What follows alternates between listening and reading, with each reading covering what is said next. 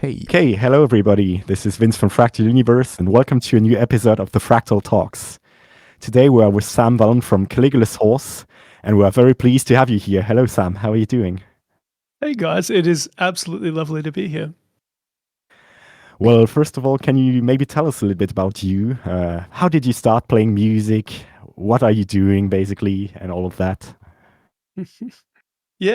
So I sort of grew up in a family of musicians. Like my dad was probably my first kind of guitar role model. I think we've probably all got, similar stories like that, or at least most of us do. But I remember getting really into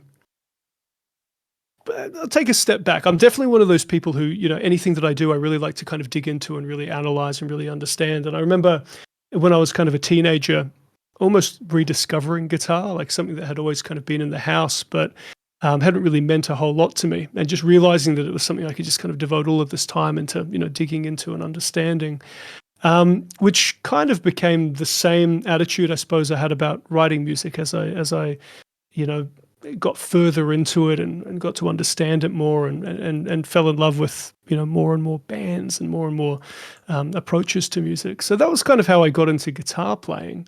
But in terms of like, I guess where I am career-wise now, I think when I was like a teenager, I had this idea that I was going to be like a solo guitarist because that was what I was into at the time. And the funny thing is that Moments from Ephemeral City, the first Caligulas Horse album, was kind of written somewhat in that mold. It's probably kind of obvious when you listen to it, knowing that a little bit. But I got together with Jim Gray, our vocalist, and I was originally going to have him as just like a guest vocalist on that album. He was going to do one song. I was going to have vocalists on a bunch of different songs. And we absolutely hit it off. And I suppose both of us together kind of found the particular direction in progressive metal that, brought together a bunch of those kind of disparate threads. So I guess that's kind of a really condensed bio of me and, the music that I'm now most known for. I suppose we can dig into anything else as we go. Definitely. And so you started out with guitar first. Is there anything else you ever played or play at the moment? Very good question. It's a little known fact, but I actually started out on drums as a very little kid. And it's funny, like, I'm sure any Caligulas Horse guys who watch this will be like, what? But when I was little, that was like my first thing. I remember my dad bought me a drum kit when I was like a little kid. And, I just liked being loud and making music. But no, guitar was really my first kind of like passion, like I was saying, thing that I could sit down with and just do my best to understand every little part of. I don't really play anything else. I mean, I can dabble on, a bunch of different instruments, but certainly not to the same level. Okay. And actually, it's funny because I started drums as well at the same time as guitar when I was little.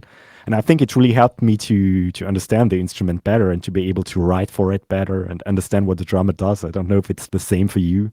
Oh, man, so much so. I'm kind of infamous for like writing all of the drum parts and stuff in my band's music, like to some degree, not to at all diminish Josh, his take on the parts, but I like to dig into that world as well because I love the sonics, I love the sounds, and I kind of love the interaction that one can create with the rhythmic and the melodic and the harmonic. So they all tend to be part of my palette. I know that any drummer who watches this is just cringing really hard, going like the guitarist who wants to do drums. But I love it, and I think if you ask Josh, I'm not the worst at it.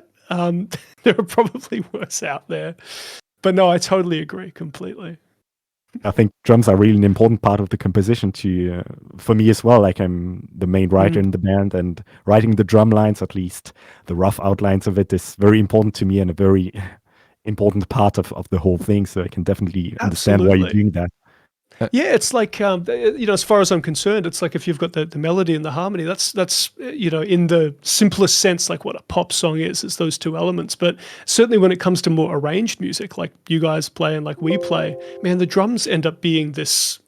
I mean, the carrier of so much information that almost doesn't exist anywhere else, or everything else kind of just supports. So no, definitely, I couldn't agree more. And as a composer, actually, there's Pauline in the chat. Hello, Pauline. Thanks for setting. Hey, Pauline, how are you? as a composer, is practicing drums maybe prevents you from composing impossible parts for the drummer, maybe? Does this happen sometime? So I think I was almost certainly guilty of that in the early days. But see, one of the cool things about working with someone for such a long period, like I've worked with Josh now in a fairly consistent kind of like creative process since I guess 2016.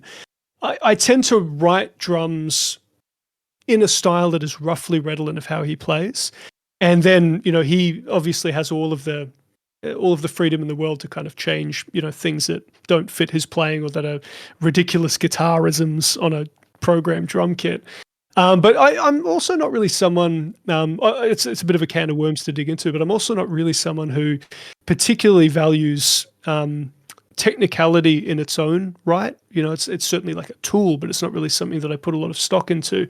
So it's rare that I'm writing stuff that is like absolutely beyond the pale, insane drum parts. Again, I probably did that back in the day, but I think I've gotten better at it now. I totally understand your approach. Like, technique should always be like a tool to express musical ideas, I think. And if you're great at your instrument, it's cool because you have more tools that you can use to create music. And I totally agree with that understanding of technicality in music.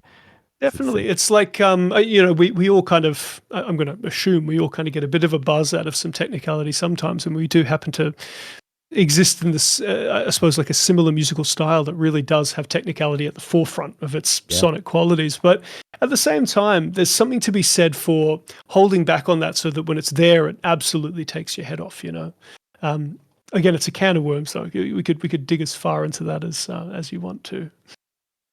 Yeah, maybe you can talk a little bit about your influences. You mentioned you started like wanting to be a solo guitar player, writing stuff like that. So what were your influences back in the day?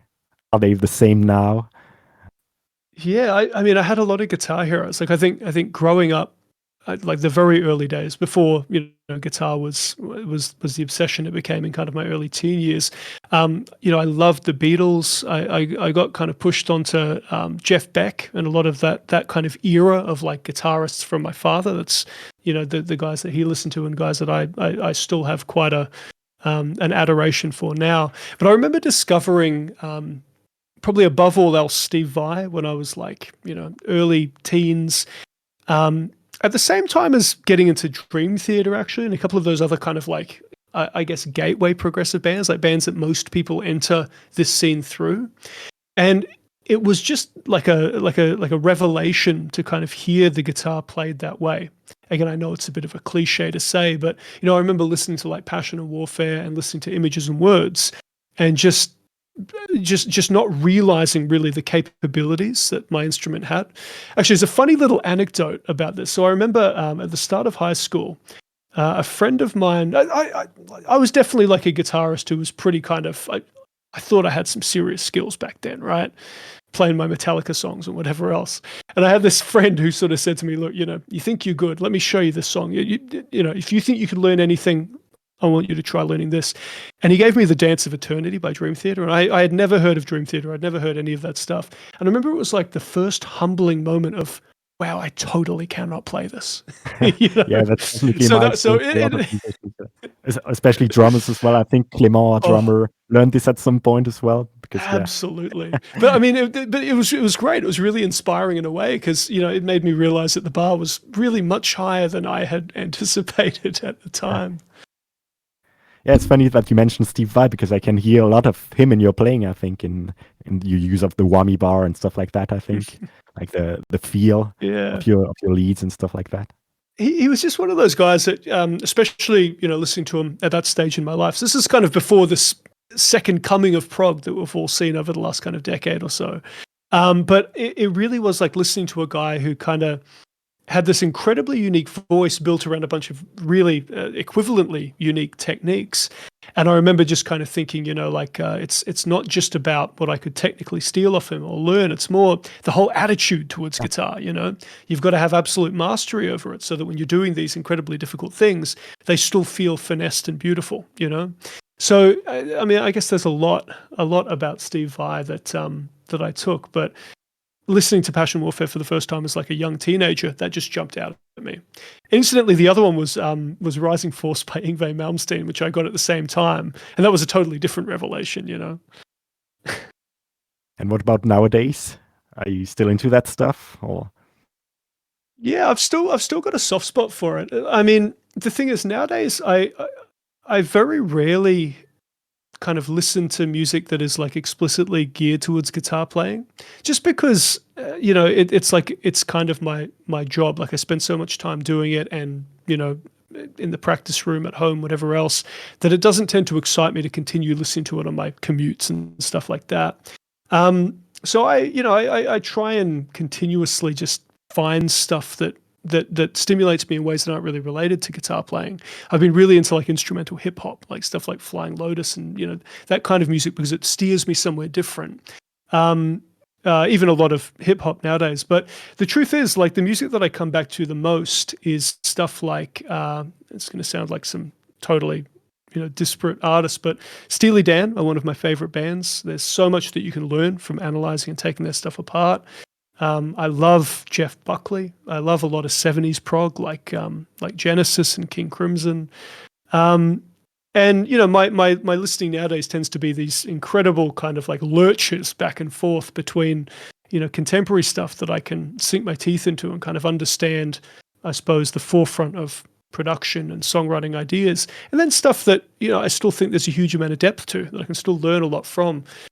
As I say this, I realize I'm talking a lot about learning as I listen, but, you know, a lot of my listening is kind of geared towards that. Like if I don't really want to dig into some music, I'll just listen to a podcast or something instead. You know what I mean? There's so much that I can still get from concentrated listening, I guess, is what I mean. Yeah. I value it as well. I don't like listening to music like in the background and stuff like that. And this is why I don't listen to that much music, because I like to focus on it 100% and get the maximum experience out of it. And, I'm totally with you. Couldn't agree more. And talking about maybe your compositional approach, how would you define it? How did it evolve since your early days until now? Well, the earliest kind of Caligulas Horse recordings, like the prototypical ones that became kind of the first album, were really very haphazard. They were that was music that I was kind of writing while doing my best to, I guess, not become dissuaded by some of the smaller bands and stuff that I was in at the time. You know, we all had those bands in our early teens, which, you know, you put a lot of creative energy into, and they acted as kind of apprenticeships, I suppose, into the music industry. But, you know, it can become a bit frustrating. So I started writing what would become the first Caligulas Horse album, just as an escape from those worlds, just to say, like, if I had no senses, no things that I was working towards, no stylistic guidelines or requirements, what would I create? And it was that album. And, you know, as a result, it's a pretty eclectic record, overly eclectic record, I think.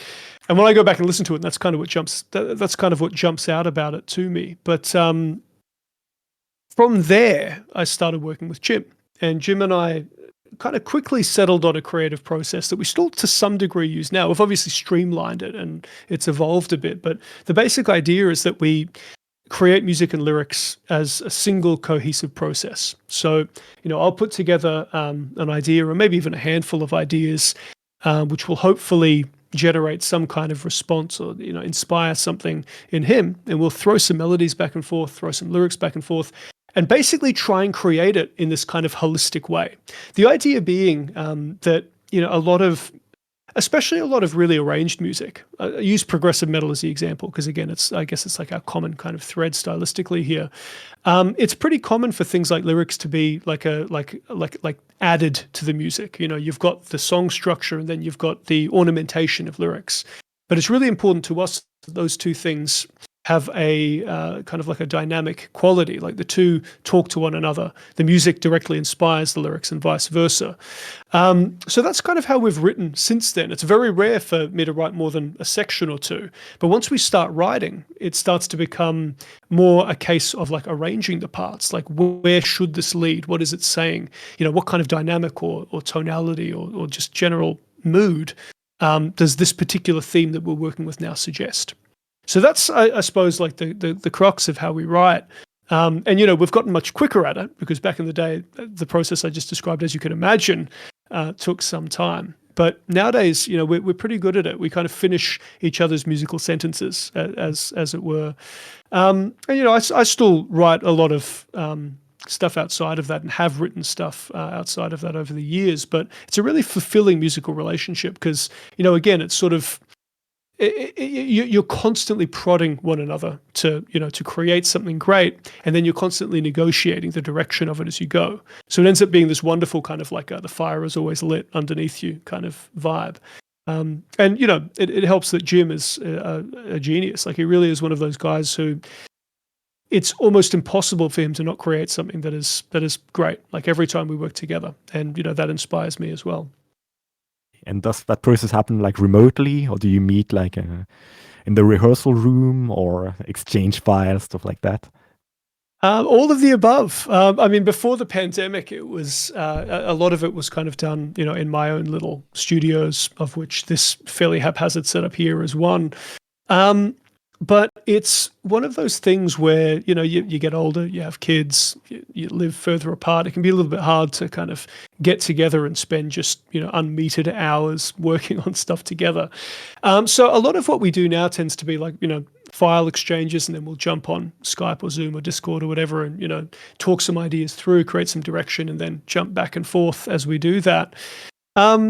We almost never, just because you mentioned it, we almost never do writing in a band room kind of setting. It was actually one of the earliest, I guess, realizations I had when Caligulas Horse was still kind of embryonic. This idea that, like, the moment you work on something in the band room and, like, it's loud and there's energy and everyone's, like, vibing on it, it's really easy to overrate the quality of something because it's intrinsically powerful in that setting. You know what I mean? So we sort of try and keep it really separated from that excitement.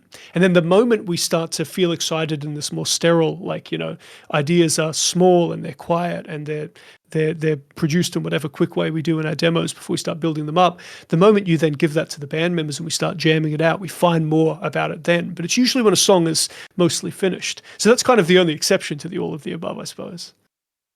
Yeah, it's kind of the same process for us. Actually, we enter the rehearsal room pretty late in the process, and I totally agree with the fact that context like rehearsal rooms or being in the studio can affect your perception. Maybe maybe in the way you described. So yeah, definitely. Yeah, it's funny, isn't it? It's just so easy to kind of be overwhelmed by volume and by musical vibe and interaction. It's easy to kind of let the song or the quality of the melody, the harmony, whatever else, slip by the wayside. Okay, and about your writing process, how long would you say it takes from the first ideas to the final version of the song?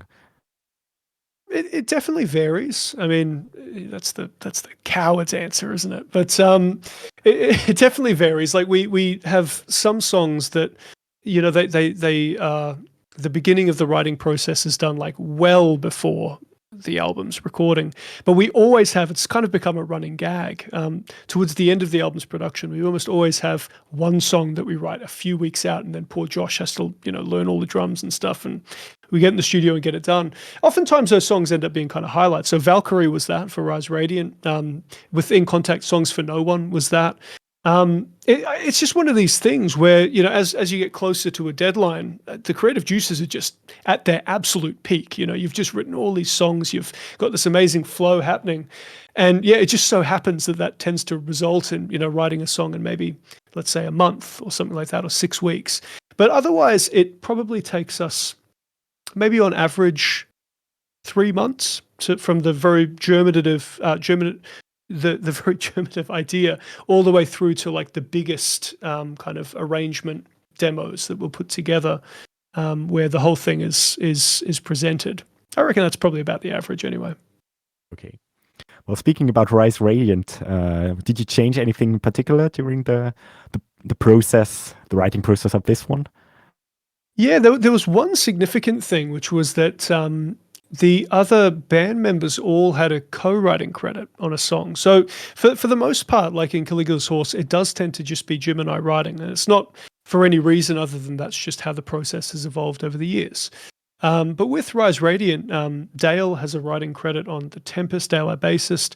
Josh has a writing credit on Ocean Rise. And Adrian, our former guitarist, has a writing credit on Salt. All of them sort of like had some little ideas that they contributed early on in the demo process, which we kind of built with. So it ended up feeling a little bit more, a little bit more collaborative, but more importantly, like it kind of pushed against the sensibilities that Jim and I are very comfortable with in a really artistically interesting way. Salt actually is one that I remember distinctly, because that kind of dum dum dum dum dum dum dum to opportunity, you know, like the quintuplet kind of feel all through that song. That was one that, by the way, opportunity is my 5-syllable word that I use for quintuplets anyway. So that was something that Adrian had actually put together, kind of in a slightly different format. He had written it as kind of like a 5/16 pattern, which was not yet kind of a shuffle, like it didn't really have like a beat behind it. And I remember hearing it and just thinking, wow, this has so much potential for a thing. I immediately took it and put something together, sent it back to him. He was stoked, and we started kind of working with it. But I mean, that was an example of where it really probably wouldn't have sounded that way without, you know, another musical voice just pushing it in a different direction. We've got a question in the chat from Lola. Yes. How do you guys stick to a deadline in the context of a pandemic? Oh man, I mean, the pandemic that's a whole thing that we've done our best to kind of navigate. But I mean, deadlines in general are something that I actually love personally. Like I love having a point that I have to work towards and push towards. It's not that I'm lazy. It's more that I love structure. You know, I love to know where something is and exactly how long I've got to do it and so forth. But in the pandemic, the juggle that I've had, and it's true of a lot of my bandmates, is things like our day jobs became way more complicated. I'm a university lecturer, so all of a sudden I had to take all of my stuff online and, you know, do my best to present things like teaching students how to use the recording studio when I'm in my little room here doing my best. So you can imagine that all that became quite complicated. But that complication was something that we really didn't know how to navigate at first. And deadlines really, I mean, to some degree, deadlines are a kind of salvation from that, because they mean that you do at least have milestones that you can kind of work towards. So maybe it's, you know, like a deadline to get some media for social media each week, or maybe it's that you've got a deadline to, you know, get these particular songs ready so you can do the stream gig or something. In a way, like deadlines went from being something that was a little bit more, I guess, kind of intense and scary to some degree. I don't find them scary, but I'll use that as the expression regardless. They went from being that to being things that kind of kept the band moving, you know? It's very easy to feel kind of stagnant in this horrible milieu that we're all kind of, you know, sweltering away in right now. But personally, I've kind of loved to have some deadlines almost as an escape from all of that. What about you guys? I mean, you guys, I think, have probably weathered the pandemic even better than us with the Twitch and all, you know, the Twitch channel and stuff that we were talking about. Yeah, we tried our best. I think we launched this Twitch channel during the first pandemic to try to keep connected with the fans and stuff like that. We did a lot of stuff like from Fractal Universe sets that we played at our homes to improv sessions on the guitar, saxophone, stuff like that. All of these talks. And I think, yeah, we tried just to make the best out of it. And we also recorded our newest record during that pandemic. We managed to be productive. And I think that's very important for us to keep goals in sight. Whether you don't know if you're going to able to tour the record or anything, but it's just important to keep goals, I think, to keep going forward. That right there. I mean, that was like, you know, I guess we were kind of talking about this at the very beginning. Like, there is nothing more. There's nothing that kind of brings you down more as like a professional musician. I mean, in whatever capacity that describes, you know, anyone listening to this. Nothing worse than this idea that, you know, you're going to organize everything and put all of your kind of stocks into like these tours that cost a lot of money and, you know, are always on a razor's edge budget, as you guys no doubt know. Planning 6 months ahead, not knowing whether you're going to then have to replan that again. I remember talking to the guys in the band and sort of saying, like, one of the worst parts of all of this isn't just the planning and the replanning. It's the fact that you've got to become entirely emotionally invested in all of these decisions, not knowing whether they're actually going to pay off in the end. So I mean, again, I guess it comes perfectly back to the idea that things like deadlines really are the solution, because, you know, you have finite things to reach towards. But man, there's nothing that has been kind of worse on a day-to-day procedural level than that feeling. It's horrible. We've got another question. Do you keep working on a song, album until you're completely happy with them, or keep them until you hit some kind of deadline? The thing is, like, especially recently, much more so than the early material, where what I'm about to say is not at all true. It's very rare that we're not able to kind of get the most out of a piece of music before we hit a deadline. Like, it's very rare that we, I guess, run out of time. Maybe it's just that we've gotten better at, like, kind of doing the juggle, getting things done in the limited time that we have. But I'm also one of these people, much like listening to your music, both of you guys, much like you no doubt are, where there really is no half measure that can be done. It's like, I'm not going to put out a song that isn't finished. I'm just going to call the project done and then leave that for later. But that is rarely an eventuality that we actually have to deal with. Generally speaking, we get everything done in time. So I don't know if I veered off from the question a little bit too much there. I guess the short answer is I definitely keep working on something until it's perfect. There would be no world in which I'd put something out into the kind of Caligulas Horse world without it being, the thing that I'm proud of. Even those songs I was describing before that are written a little bit later in the creative process. I would totally agree with that as well. And regarding your songwriting still, I remember you released some videos where you dissected kind of the arrangement, the production of the songs that were very, very interesting. I love these. And I think that shows a little bit of how analytical you can be about your music. Would you say that's correct? Or? Yeah. I've sort of got this. I've kind of got this thought about, like I guess music academia and this kind of other side of the musical world that I exist in, which is that it doesn't really tend to change your approach to music on a day to day. I don't necessarily analyze music to create it. Like, it doesn't come out of a theoretical idea or something like that.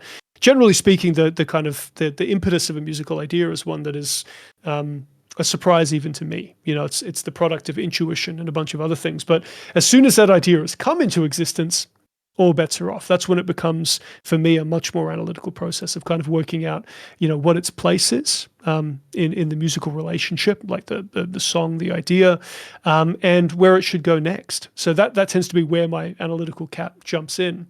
And as for like how that kind of relates to the Caligulas Horse process, like the process I described before, it tends to be that we create this very basic, very fundamental idea, and then as we're putting together things like lyrics and things like melodies and maybe some of the more basic of the arranged ideas, that's the point where I'm trying to switch into kind of producer analyzer cap and do my best to sort of say, what would be the best presentation of this. By the way, I don't know why my camera is like changing temperature constantly, but whatever it is, what it is. That's when the kind of conceits of like where it should go become my primary focus. Because, like I said, I don't want a piece of music to feel like it's just kind of a collection of ideas. I want it to feel like it is a holistic statement. And without a bit of analysis, I don't think that's really possible. I think you are very good at reusing the same melodical motifs in different contexts and stuff like that. Stuff I really love to do as well. And oh yeah, that's a huge one. Actually, that it's probably worth talking about that for a moment, because I did notice that you guys definitely do a similar thing in a lot of your music too. If I'm not mistaken, I'm pretty sure I heard some kind of small thematic threads being pulled out.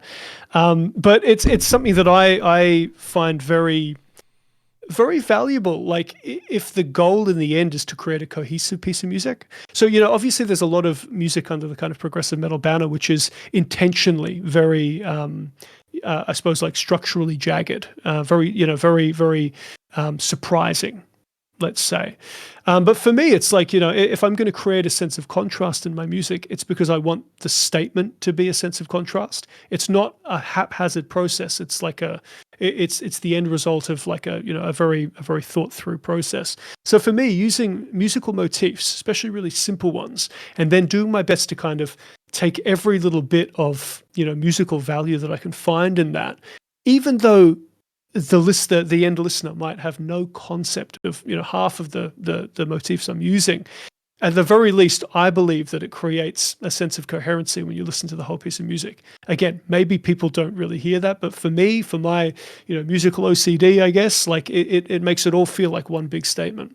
So I love that. And again, I'm pretty sure I hear it in your guys' music, but Yeah, that's definitely how I conceive it as well. Like for me, it just feels right that way, and I like to squeeze like the maximum possible out of every single idea to reuse it in different harmonies, different rhythmical contexts and stuff like that. So now you're it's talking my definitely language. something I hear in new music, and that resonates with me really well, I think. Awesome. Yeah. I mean, I'm glad it translates, but yeah, I mean, that's definitely something that I put a lot of stock into. I think it's a really good way to approach creating music. And Tini has a question about how bass sound and bass in general fit into your composition. Because he's a bass player. Yeah. It's. I mean, bass gets the short end of the stick in a lot of progressive metal these days, especially in the kind of, I'm going to say generally speaking, in the heavier side, where a lot of it is kind of unison stuff. Not that there's anything wrong with bass and rhythm guitar unison parts, but for me, I love the idea of arranging stuff around the harmony existing as a bunch of very small parts. So when you've got a distorted guitar, just to state the obvious, if you're playing like a chord with any kind of extensions, even a major or a minor chord, it can become a little bit of a mess harmonically. Whereas if you divide those notes amongst, let's say, two guitar parts, a couple of synth parts, and then a bass line that's pulling out, perhaps some incidental extensions, like playing melodically, or perhaps is playing the root note while the other voices are playing other notes, you can kind of sidestep the problem that metal often has with harmony. You can sort of create something that actually totally obviates the issue that distortion brings. So that's something that we think about a lot in our arrangements. The other side of it, though, is like, I'm a child of the like Steely Dan and vintage prog and all of this music where bass is a very different instrument. Like it's kind of presented as, let's say, an intermediary kind of melodic voice. It's there to play light melodies that kind of interact with the vocals a lot of the time. And the other thing, I mean, the other side of it, which is the most obvious of all of the things I've just said, is it has a range which goes, an octave below the guitars that we play. So we can also use it to fill out something while guitars sit well away from that range and keep it still heavy and exciting. I guess to sort of answer another part of the question, whether it was implied or whether you meant it like tonally, it's one of the reasons that we use a lot of distortion on bass and stuff like that. It's because it really does occupy this kind of like, let's call it like baritone guitar or bass guitar kind of, region, if you think about it in arrangement circles. So yeah, I mean, bass is very important to us compositionally for those reasons, and maybe some others that I could spout off if I thought a bit harder. What about you guys though? Actually, I'm curious. Well, I would describe it kind of the same. To me, the bass has like a fundamental role. To me, it in some context you can use bass like very melodically and stuff like that, but we don't use it that much. I think it's more like the basis of the groove, like really hitting the low end with the drums and stuff like that. And especially in these very open sections you mentioned, where the guitars are more in the top register, I think having the bass grounding the fundamentals and stuff like that is very, very important. It's funny, in my answer, I totally missed those really important fundamental elements, like, the bass sitting with the drums and so forth. Of course, all of that is very important for us. But, the other thing that we happened upon, I think it was around In Contact, was like actually using the bass as a lead melodic instrument. So you can hear that in like some examples, like Songs for No One is a good example. There's obviously a bass solo in Autumn, which kind of does the same thing. The bass, like if you think of it as like almost like a cello kind of esque melody with that kind of softer tone, what a beautiful melodic instrument it can be. And especially when you've got all of the kind of guitar wankery that we do have, it's nice to have another melodic voice that isn't, the singer or the lead guitar. So we tend to use it a bit like that too. And you mentioned all of your like arrangement, splitting all the chordal stuff, the harmony into different instruments. When does that exactly happen in your composition process? Do you write on the guitar and then maybe switch the parts to a different instrument, or do you have like the idea straight from the start of how you want to arrange it, split it into different instruments and stuff like that? Yeah, it's a really good question. Like it depends on what the foundational idea is. So it's very possible that I'll write a riff or a pattern that is clearly a guitar part that exists where it exists, and then everything is kind of built around that. But generally speaking, like if we really are doing that, the more let's say like kind of modular arranging approach, it's usually because I've put something together with Jim where we've built a chord part and a melody part, and that's it. Like it's that very kind of pop style approach to composition where the song exists as a sequence of chords and a melody. And the beauty is when you've got something in such a fundamental form as that, the world is your oyster when it comes to dressing it up. So that's when I really get to sort of sink my teeth into like how all of the parts, fit around it and come together as some kind of cohesive whole. I'd say that's probably maybe as much as 50% of the music that we create kind of comes in that format. I actually like to try and make sure that while I'm writing, the things that I'm kind of presenting to the band are as fundamental and basic as possible, because I can get really carried away with, layering it all up and building it. But I think it tends to be more useful as a songwriter to have something really fundamental and say, that works beautifully, even, in its super stripped back form. If it still makes me feel something, imagine what it'll do once it's, dressed up with all of the layering and stuff. So yeah, that's kind of how I think about that. Okay. And you went kind of crazy with all the arrangements on the latest record, Rise Radiant. I think especially on the vocal harmony part, it's like very dense, and sometimes the vocal harmonies carry like a lot of harmonic information, like that is not present in the guitars and stuff like that. And very much so. That's a Steely Dan original. It's actually something that I remember kind of from the very earliest memories that I have of like trying to come to grips with songwriting, what I value in songwriting. A big part of it was that, the Beatles are the same. Actually, a lot of vintage prog is the same. But the beauty is that, when you're a metal band, and like I said, you're kind of wrestling with things like, harmony not really being translatable through a single guitar part because of distortion.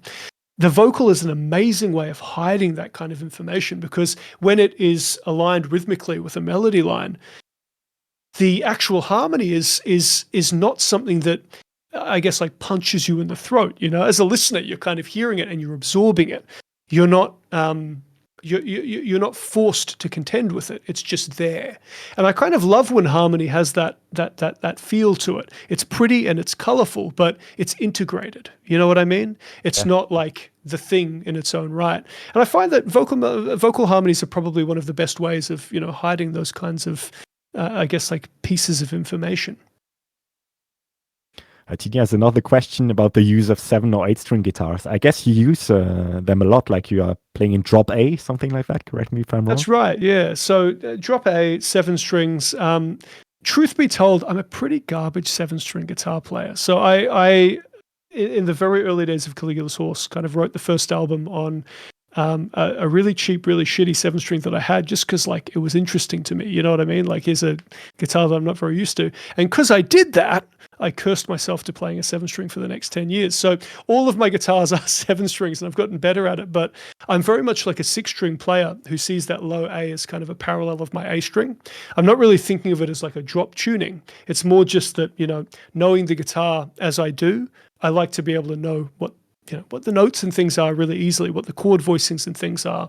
So I guess it's my way of cheating, being a 6-string guitarist who plays a 7-string in a mediocre manner. Okay. I see it kind of differently. To me, like the 7-string guitar is how I conceive the guitar nowadays, because I started pretty early with that. And I'm obviously very resistant to it. Yeah.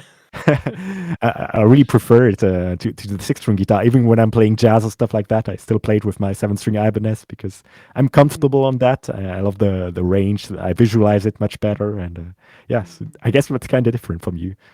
That's almost the opposite. I mean, like when it comes to the improvisational kind of world, like, if I'm teaching guitar students and things like that, I almost never touch my low A string, like outside of chord voicings and outside of my songs. Like, I really am a 6-string guitarist, I suppose. But, I've also been playing 7 strings for a long time now, so I'm comfortable enough with it. It's just, I don't know. Even after all these years, I'm still not super fond of it, I suppose. Okay.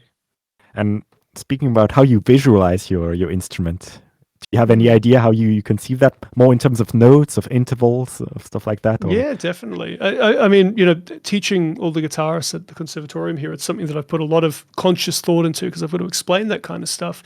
I am generally an intervallic thinker. Like if I'm improvising, I'm usually thinking in the shapes of different intervals. I basically force any guitarist who I'm teaching who doesn't already know to absolutely know every single note on the guitar as confidently and concretely as they possibly can. But if I'm sort of cruising through, you know, a bunch of changes or something like that, and I need to navigate them, my brain is usually more focused on the relationship between those notes and between the root note of the underlying chord at any given time than it is the actual note names themselves. But, you know, at some point that information just becomes, welded to where you are in the fretboard.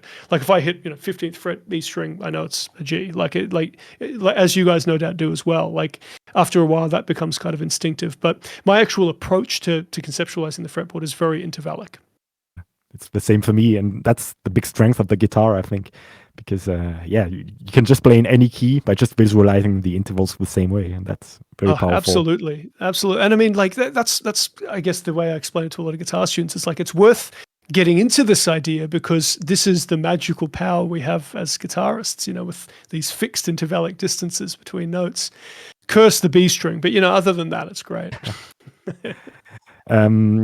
Transitioning to maybe more the more live side of things, I think Pauline had a question earlier on about your Live After Lockdown show. How was it for you? Can you tell us about this experience? Yeah, it was surprisingly nerve-wracking. So, as I was saying to you guys before we started today, that the last gig that we had before that was we played a show with Opeth in Brisbane here, which was like right in I believe the final steps of tracking for Rise Radiant. So just for context, this is like late 2019. And it was a big gig after a bunch of other big gigs. I mean, we had toured fairly nonstop for the vast majority of our career.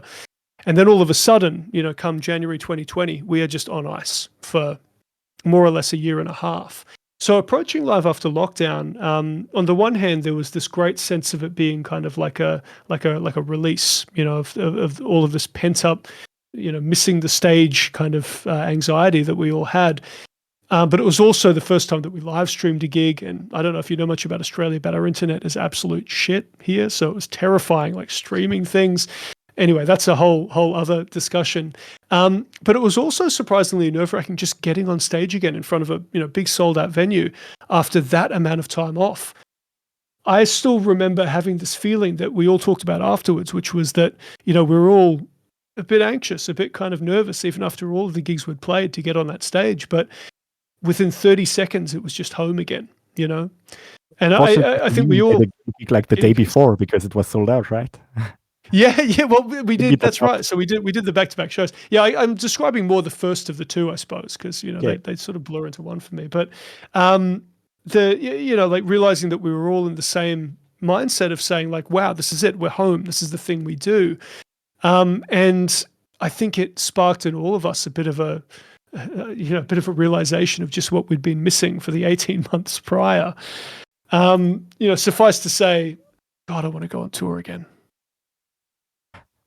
Speaking of tours, are there any particular stories you want to tell us about anything, anywhere? There are so many, and I don't. Let me think where to even. Okay, so this is one story that is it's not a particularly happy one, but I mean just to highlight just how crazy touring can be.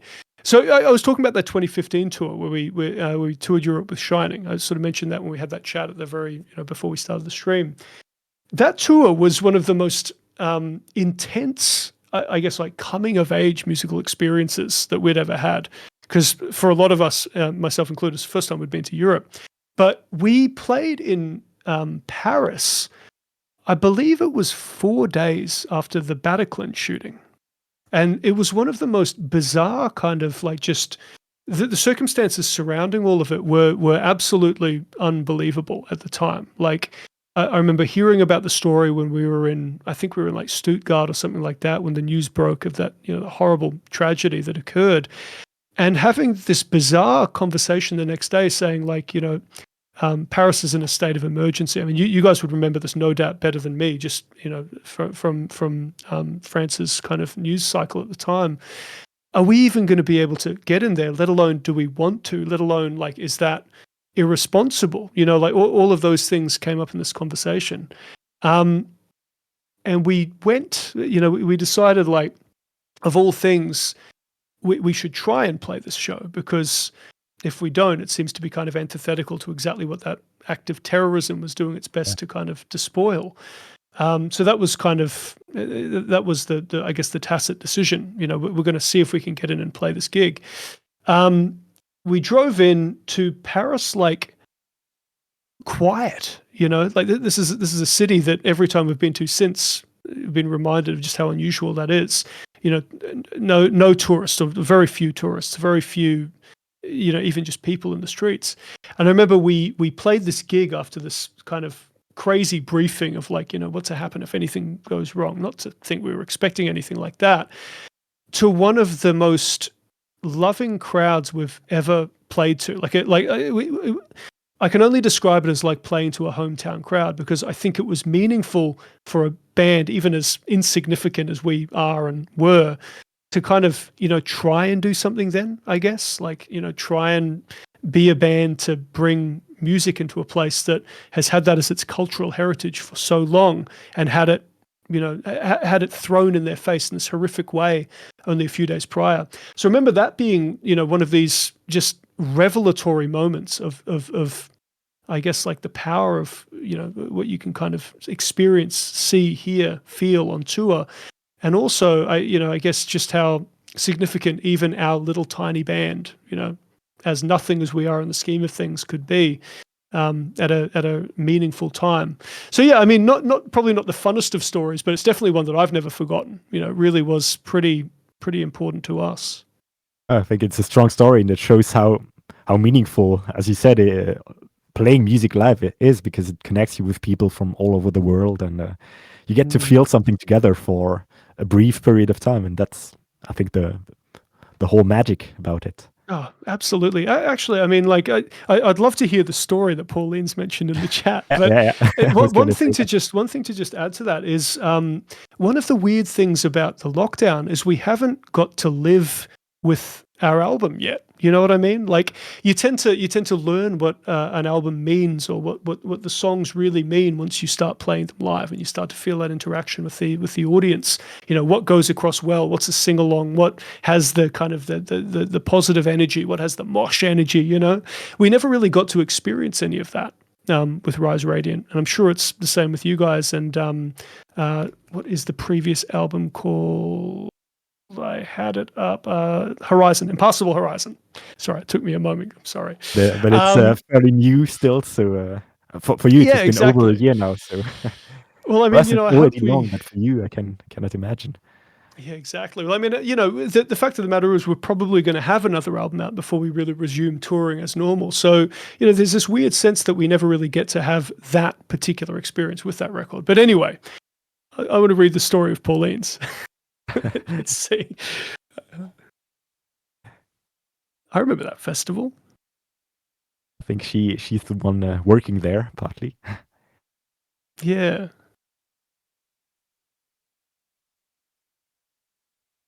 That's right.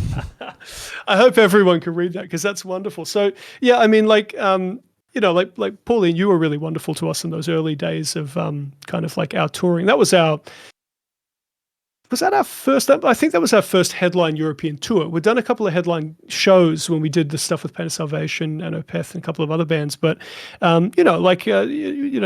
we definitely felt very thankful, I suppose, of putting us on that bill and whatever else. So I mean, that was a very small thing for us, but I'm stoked that you remember that. Yeah, sometimes small things. What do you mean? Do you wash your guitars and gear chords in the bathtub before going on tour? What do you reference? I think maybe it was when we did we had a homemade multi-core cable with like a bunch of cables taped together, and that was absolutely disgusting after like some shows, and we had to Oh, I wash know them. how in that goes. So yeah, maybe that's what you're referring to. Absolutely.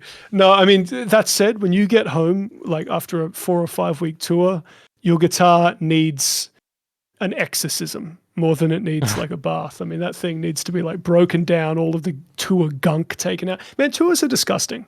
And those clothes, by the way, like the clothes you take on tour, you burn them and evil spirits like fly out. It's just, it's horrific. And some people are wearing the same shirt on every single show. I don't know how they do it. Oh, man.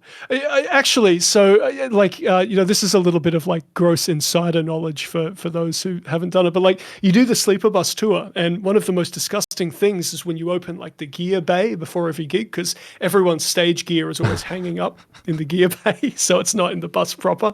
So the moment you open it, it's just like you're hit by every kind of foot smell that you could imagine. Amazing. No, that's the story. Yeah. You mentioned briefly how basically your songs transition from like the studio version to the live version. Is there anything more you want to talk about here? Like, feel they really come to life there, and yeah. Well, I mean, we're definitely a band, as I was kind of saying before, who we create our songs in their final form, sometimes before we've even like played them in their entirety. A lot of the times, we'll jam on parts, but because we could be changing things so drastically as they're developed, it doesn't really make much sense to kind of learn it as we go, if that makes sense. We usually kind of, play each part at a time and stitch it all together at the end for the live performance. So as a result, sometimes you don't know what parts are going to be hard or what parts are going to be just maybe difficult in like pickup changes or patch changes or whatever else. But yeah, we definitely kind of write songs and get to know them before we really have a sense for how they feel to play in their entirety. For what it's worth, I'm not necessarily talking about kind of the writing an album in Guitar Pro kind of paradigm that I know a lot of bands really like. I more just mean that because we are getting so lost in the details in those later stages of the production, it's very rare that we've kind of experienced a full playthrough, even by the time we're, in the late stages of demos. And for what it's worth, our demos are, more or less indistinguishable from the album. It's just, program drums and stuff. It's really the only difference. I heard that on the video you made. Yeah, you play back. Oh, yeah, that's right. Because yeah, exactly right. And it's one of those things. Like for some people, that could be seen as like a waste of time, I guess. But for us, it's like I really stand by that idea that I don't want the energy of the live performance and stuff to kind of fool me into thinking something is stronger than it is. And the beauty of hearing a demo in its kind of final form is that there's really no hiding its quality. You know what I mean? If it doesn't work, it doesn't work. And it's at that point that you've got to kind of rethink those things. So I pretty much, what you hear on the album is, I'm going to say probably 95% compositionally and structurally the same as the final stage of our demos. Just, performances change. Yeah, it's kind of the same for us. I think having the most precise demos really lets you go into the final recording really relaxed, because you exactly know what you have to do, and then you can still have some space for some studio magic to happen. But oh man, that speaks to me so much. Like there's nothing better than the feeling of like knowing you've got, let's say a reasonably limited time in the studio. Like, we have a budget nowadays, but you're not doing what they did back in, the 90s and spending 18 months sitting in a studio luxuriously drinking, whatever delicious coffee the intern bought you. I mean, those days are over, right? So I love the idea that we are all over all of the parts that we have. And then I get this chance in the end of that production to kind of look at things like layers and really make sure they're all as good as they can be, like tweak the synth parts, look at, overdubs and layered parts and things like that. For me, it's the best balance between like being true to the composition and being free to kind of just be a, objectively listening producer who is hearing something and saying, what does it need? So I get to kind of, scratch all of the itches at once. And you're also working as a producer, right? Yeah. So, I mean, production has been like kind of on and off, something that I've done as a part of my work. Right now, I part of my kind of teaching portfolio is production stuff, like teaching, studio use and stuff at the conservatorium. But what I try and do is like an album or two a year, or at least a recording or two a year amongst all of my other things. It's slowed down a bit since I've had a kid, because it's become a little bit harder to kind of find those little pockets of time. But it's kind of more a passion for me than anything else. And I think I had the realization probably somewhere around maybe Bloom, maybe like 2015, 2016, that I didn't like just taking every production project that comes and just kind of dealing with, the negative personalities and let's just say like projects that maybe aren't musically that interesting. So I tend to do it more as like a, if it's something that will fulfill me, I will take it on. So I just finished a fantastic album with an amazing Australian symphonic metal band, a symphonic folk metal band called Valhalla, which I think is going to blow everyone away. And I've just finished, I haven't really talked about it much, but I've just finished like a solo recording, which will be something for next year. So I tend to just like take a couple of little things, like projects I can really sink my teeth into, and then use them as any other part of my kind of artistic folio to keep myself sane. And speaking about your teaching job, how does that work? So you did like academic studies and all of that. Yeah. And now you're working as a lecturer. Yeah, that's right. So I've always kind of been a fan of like the academy, like like music pedagogy, conservatorium kind of model, and I remember just kind of thinking like this would be a wonderful place to work. Like you walk into these places and hear the cacophony of all of the instruments playing over one another in practice rooms, and it's awesome. It's really, really inspiring. So I started teaching when I was doing what we call our honours year in Australia, which is like a kind of year after your undergraduate, basically like preparation for higher degrees by research, like a doctorate. So I started teaching then, just like sort of occasional stuff, and then just kind of increased that workload while I was doing my doctorate, and kind of dug into publishing and all of the other sides of kind of academia. And yeah, now I teach at the Queensland Conservatorium, which is one of the best music schools in Australia. It's an absolutely amazing place, and I'm very fortunate to kind of have some grasp on that place. But yeah, it's really just one of those kind of old examples of that cliche that you find what you want to do and try and make money off it. That's kind of what I've done here. But yeah, I mean, a doctorate is certainly no gentle undertaking. But I guess we can dig into that. Actually, Pauline's just asked about the topic of the PhD. How bored do you guys want to get? I'm ready. All right. So I mean, I'll try and kind of keep it so it's not a horrific spew of stuff that isn't particularly interesting. But basically, what I found fascinating, like knowing that I was going to do this this 4-year project, I was going to do a doctorate, and I wanted to make sure it was kind of on something that inspired me enough that I could hopefully take something from it for my own creative practice, and just stay afloat. A lot of people who start doctorates drop out because they frankly get sick of their project. So I wanted to sort of find some way that I could fit the history of progressive rock into a kind of largely musicological kind of study.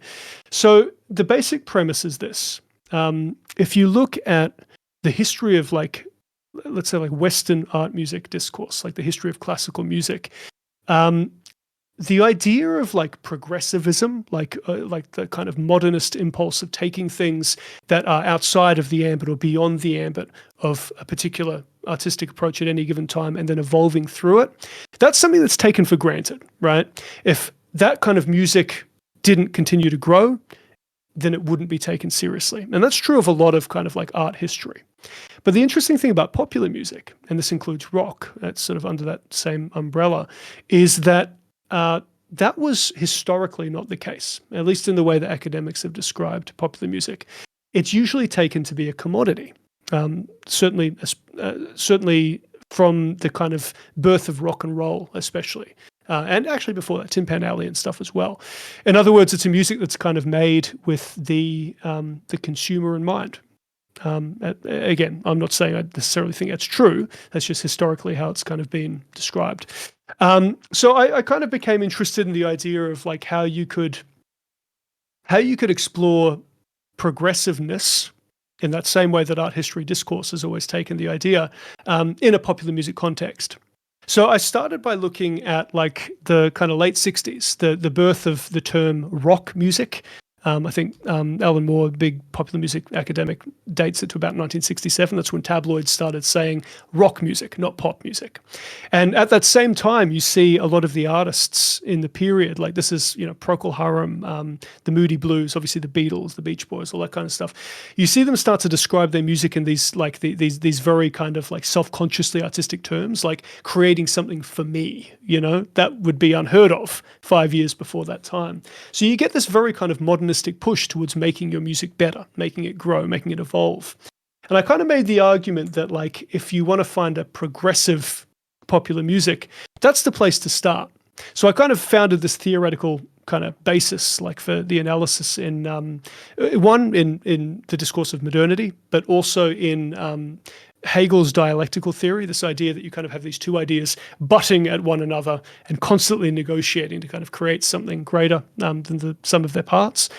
And I kind of made this argument that like this progressive popular music is really something that is two sides of this dialectic. You've got something that is played, by a rock band on rock instruments within the commercial music industry, and then is constantly striving for something outside of that, something that maybe is taking influence from, in the case of the late 60s, the classical world, or in the case of a band like Radiohead, like composers like Messiaen.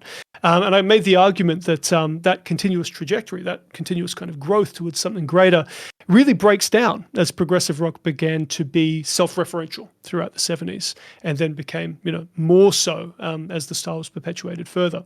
So it's not like not a judgment on the quality of any of that art. It's just to say, like, if you want to find a truly progressive popular music, really the thing that fits that bill the best is that kind of late 60s rock, like the birth of rock music as we know it today.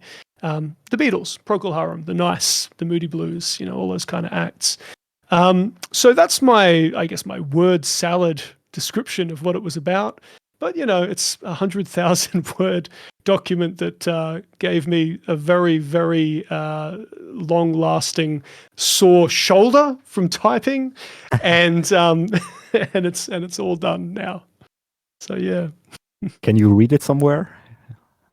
Yeah. So interestingly enough, it actually came out of embargo, I think, in like September. So yeah, you should just be able to Google for it now. You might have to go on like a university login or something like that. But yeah.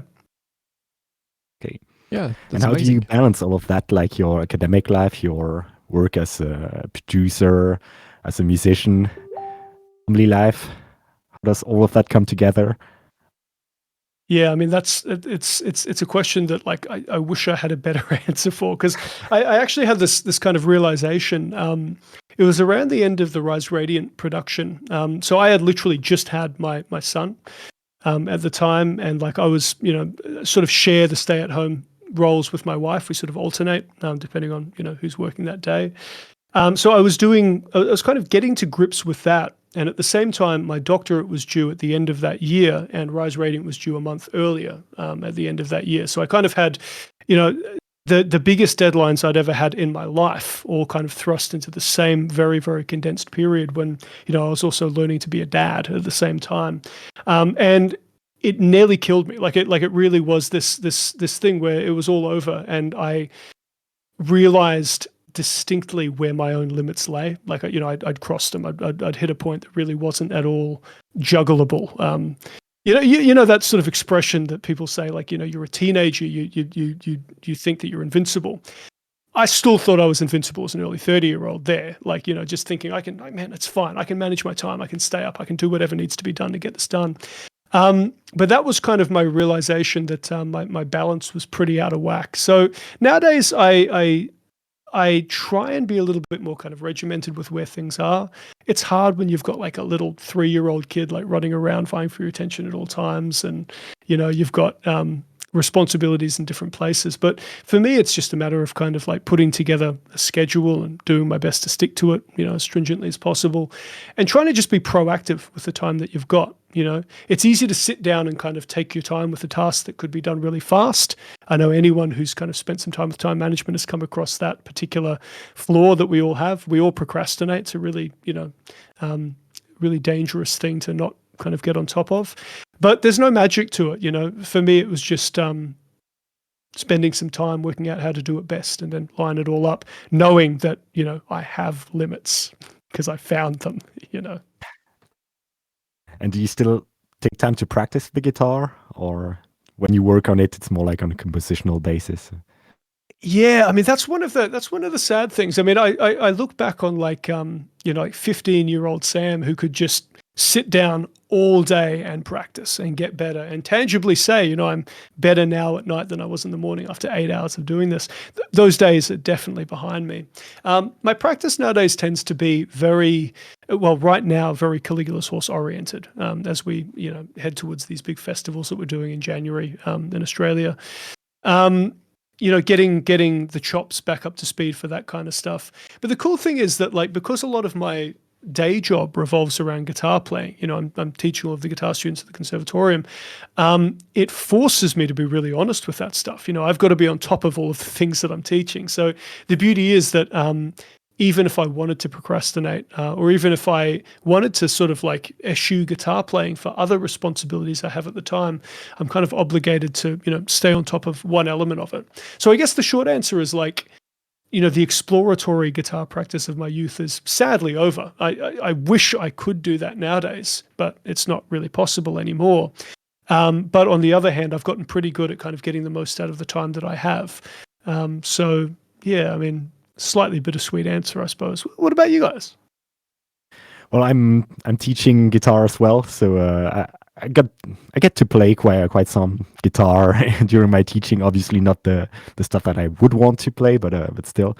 And otherwise, I try to split my time between practicing guitar, vocals, and saxophone, and have to be quite busy. I'm still reeling from you telling me that you'd been playing saxophone for a couple of years. I don't know how that is possible. I mean, that right there shows that your practic ethic and your approach to practice is incredible, because that's the proof is in the pudding, as it were. Well, yeah, I've been playing for 2 years, but I think it's much easier to learn a new instrument when you are already familiar with one or that's true. multiple. Yeah, So you already have your musicianship is there. Yeah, definitely, and that's I think a huge part of the work already being done. You just have to learn the technique. And only the specific side of the instrument, and that goes quite easily, I think. Very true. Very well said. Yeah. Have we got any more questions in the chat? We've got like 15 minutes left, something like that. So if you have some questions, feel free to ask them. I want to ask you maybe about gear. Yeah, sure.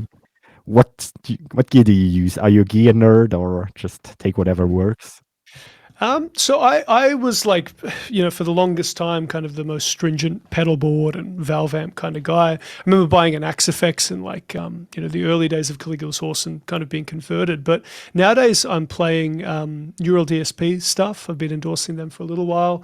I've got my Quad Cortex sitting on the table right here, which is just one of the most incredible little pieces of technology that I've really ever experienced. I don't know what you guys use, but I mean, this is just a marvel. So that tends to be like the vast majority of that side. When I'm recording, I'll still, pull in some amps and do some stuff like that. But I mean, long story short, we did an Australian tour with Opeth in 2016, and it was, at the time, one of the bigger tours that we'd done. And we had like, 10 minutes setup and a line check each day. And at that time, I was still using my Axe-Fx and like a big Mesa Boogie power amp that I still have floating around here somewhere, and a cab. We were doing higher cabs, and it was just absolutely impossible. I remember sort of like, we basically approached, I think it was after the first couple of shows, basically just said, look, we cannot keep doing this for the rest of these gigs. We've got to switch things around. So we sort of just took a bit of a leap of faith. This is me and our former guitarist Zach.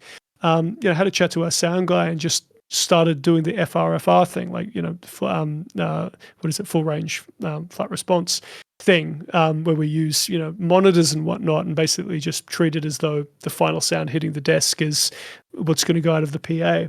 of the front of house. And the thing is, we had a really good time doing that. It actually worked out fine. And since then, we've, it's funny, coincidentally, I've just been putting together a new IEM rig right there, just off camera. We've sort of gotten more sophisticated with how we approach all of that stuff, so that, running just a quad Cortex on a tour is very reasonable and very doable. In terms of guitars, I play Music Man. I've got a couple of different John Petrucci models, all with bare knuckle pickups, who I also endorse. And I've also got a Music Man Cutlass, which I never get to take on tour, but it's like my favorite guitar, like just a 6-string Strat-esque kind of instrument. What else? Klotz cables, Ernie Ball strings. I mean, I'm kind of boring now, just because I tend to live in this digital realm. But I mean, that's what I've landed on, and that's what I love. What about you guys? What do you guys play? Just for my sake, for my nerdy sake. Yeah, we have switched to digital amplifiers as well. We're using Campers at the moment. Yeah. And I think it was Nice. a life-changing experience, because we had problems with bringing our angle tube amps with cabs on stage, having the mics being moved around between soundcheck and the show and stuff like that. And so now we just I hear. plug and play, and that's pretty cool for us. I think you can My show it my on the last camera. amp was actually an Angle Powerball. I absolutely loved Angles. I still use those models and stuff. But yeah, it's, man, a lot of people don't realize that, like, the cab in the signal chain tends to be one of the most significant filters for the EQ curve of your guitar. Look, every like hardcore guitarist knows this, but a lot of other people don't. And the fact is, when you're touring an amp and you're hiring cabs in different cities, you have no control over how your guitar sounds, and then on top of that, compound that with the fact that, moving a mic just a little bit off axis or slightly different in its position relative to, like, the speaker cap and whatever else, can change your sound drastically too. Whereas the beauty is, I plug my, my quad Cortex in, or my Axe effects in, and it's the same every night. And when you're doing in-ear monitors and it is the same every night, it's just, oh man, it's so relaxing. It's nice. I still remember, like, sometimes, like getting that shitty, cheap Marshall cab or whatever the hire got you, and just hearing it through my foldback wedge and being like, oh man, this is what it sounds like out the front. Oh no, just being embarrassed by what it sounded like. But that's the danger of hiring cabs. Yeah, definitely. And this is why we are happy to have switched to Camper, and also to in-ear monitors. We have our own in-ear system, like with same monitors every night, and that's also very convenient. Yeah. Nice. We have something like that as well. Yeah, it's incredible. It really is life-changing. Yeah, just before we had, like, you can see on the camera, those big, this huge thing here that weigh almost 50 kilograms. And you can see the tape here to put the microphone, but you have you make your sound check, you have a correct sound in your ears. The next band plays, and the microphone just moves just a bit during the line check, and then you have a totally different sound. The day it doesn't take much. That's the thing. The day we switched to those little box campers here, it was really life changing, I think. Yeah, I mean, Best like, decision. just like Kemper's, like, same, I guess the same thing as kind of what we're doing here. But for me, like, just the consistency was the kicker. Like, exactly. Even if you accept the premise that a modeled piece of gear is inferior, which I don't really accept nowadays, but even if you did accept that premise, I mean, that consistency easily outweighs that 2% difference or whatever, I think, anyway. Definitely. And in terms of guitars, while we're talking about it, we're using Ibanez. We both have an Ibanez Universe as our main guitar. Oh, so, man. Steve signature. You see this? Hold on. Hell yes. This is my old 91 Universe. This is like my first 7-string guitar, and it's even signed by Steve Vai. I've never seen this finish. So this is like, I remember reading that there is a very, very small amount of these in the world. It's like super, super rare, and it's relict as all hell because it went on all of the early tours with me. I love this guitar, and I still play it all the time. Ibanez Universes, man. I used to drool over them, and I was so stoked to get one. Still love it. Good choices. I love the versatility of it with the 3 pickups. We definitely need them a lot. So much so, yeah.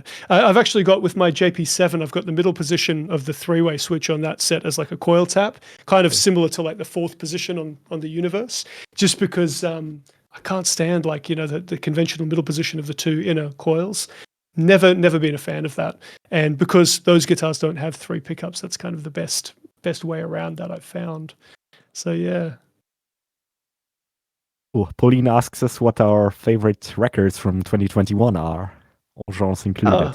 Let me think. God, that's hard to say. Why don't you guys go first? Let me put together a little list in my head. I would say maybe Tigran Hamasyan's. Is it from this year? No, it's already from last year, I think. I think that was from last year. That record is incredible, though. Yeah, I mean, I'd absolutely put that up there too. Of this guy. So I was a huge fan of Flying Lotus's last album, Yasuka. Yes, I don't know how to pronounce that. It's probably wrong, but I mean that, just another one of these very creative minds who does a lot of really strange and surprising stuff. When did Pliny's last record come out? I want to put that in there too, because I listened to the hell out of that. Wonderful, wonderful album. Let me think. What else? I love him as well. Yeah, just like such kind of compelling approach to melody, amazing. Adam Neely's band's record was pretty mind-blowing too. Sungazer, I think they're called. Perihelion, the album. That's the album. Yeah, that was awesome. Yeah, and of course Leprous. I mean, Leprous are one of these bands that more than anyone else have absolutely nailed the pandemic. Like the fact that they've just kept doing all of these streams and things, and are just releasing record after record. They're the benchmark for a band kind of keeping everything going, as well as having this amazing sense of continuously kind of changing their approach, which I absolutely love. God, I'm sure there's many more that I can think of. I mean, that's a few off the top of my head anyway. What about you guys? Anything else? I don't know. There was the new Gojira that I really liked, I think. Yeah, that was pretty awesome. I mean, I remember kind of listening to the singles and kind of getting this sense of it being much more streamlined and much more powerful.